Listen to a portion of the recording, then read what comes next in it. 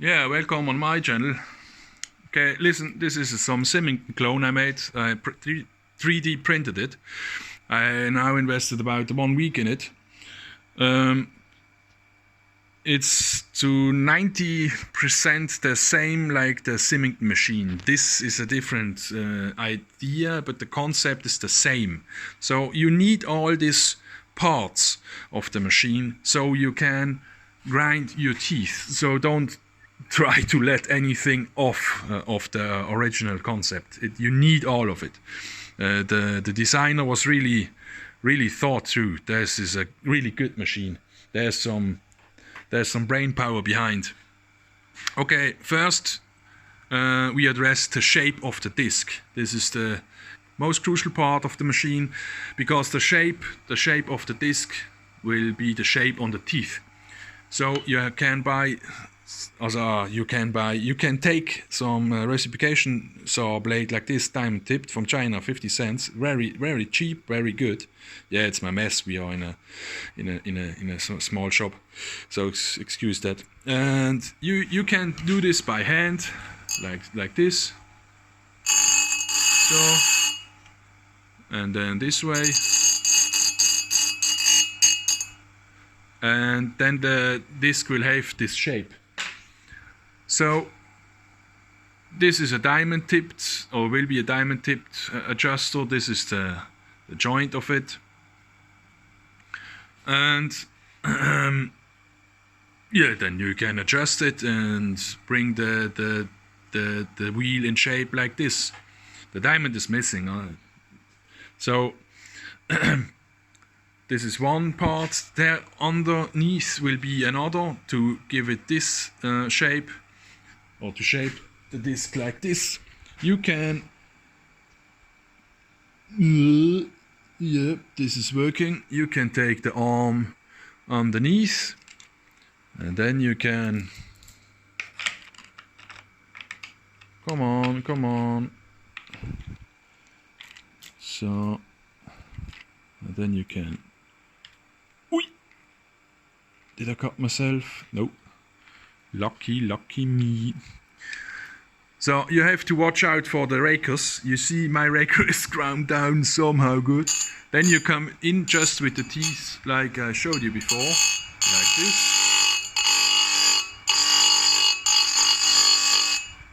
And there you have it. This is where are we here? There we are.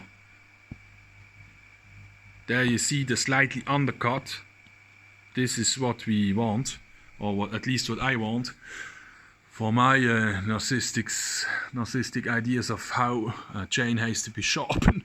You see, the teeth is really in a sharp angle here, but this is what I like, and it works. I tested it with the chain in the woods. So what else do I have to say? You can adjust the height of the teeth. This is important because you want to know where the disc. I will cut the current. When you have your parts here like this, you can adjust the height here with this screw. Then you can open or close the Schlitten like this. I don't know the word in English, but it is Schlitten in German. So, and you want to cut the teeth in about this 2 centimeters of where we are here now. I will take my Sharpie. Oh my lead pen. We are sharpening in this window. Give me a second, I will bring this in here. So, yes, now we see it. So, and this is the idea that the original designer had. He wanted to cut his teeth like this, with the shaped disc like this. It is really a genius. stroke of genius, this machine.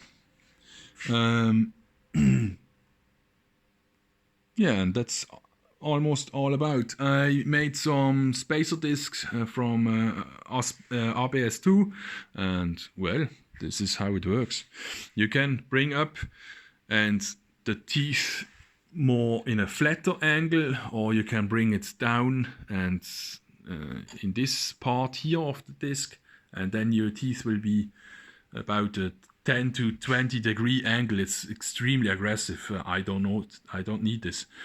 This is good for here. We have some soft hardwood, or some beech and some oak. This would be too steep of an angle. Oh, excuse me. This is about 30 degree. Well, this would work. This would be too extreme. It works, it cuts, but it gets dull easy. So I will upload some of the STL files. You can buy them. I will not give them away free. I've now invested about 8 to 10 days in rebuild and research the concept. So, and I have to pay my bills too. What else do I have to say? This motor was from some Chinese cheapo chainsaw grinder. It cost about 70 euros. So you get the material for. This is a 4x6. It's about I'm 1.75 meters. This will be on the height of 1.70 meters or 1.60 meters. You have to adjust the height for your own height. I will not give the measures. I don't, you have to see what you do. I don't know how big you are. So, and this is the other side of the teeth. Well, what else do we have? What else should I mention? Well, that's all about it. You can buy this for about $5. Don't spend more on the diamond adjusters. And the rest is in RBS, printed in RBS. Easy RBS from Fiberology. This is some European manufacturer. You can print this in an open 3D printer. It will not deform. You see this. It's a really nice print. Also, it's not perfect, but it is it is perfect, but it is not the best beauty I get from the printer.